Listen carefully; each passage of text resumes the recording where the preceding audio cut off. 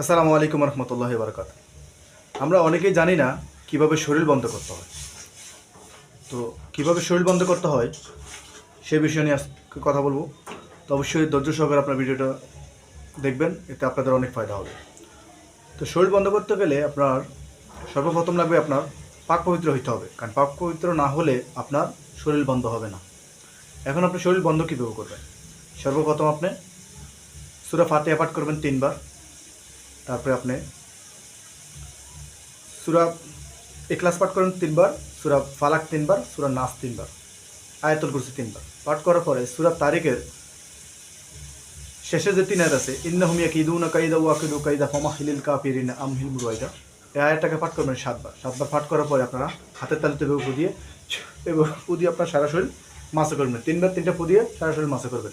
মাসা করলে ইনশাআল্লাহ আপনার শরীরটা বন্ধ হয়ে যাবে। আশা করি বুঝতে পারছেন। সকালে ভালো থাকবেন। আসসালামু আলাইকুম রহমতুল্লাহি ওয়া বারাকাতুহু।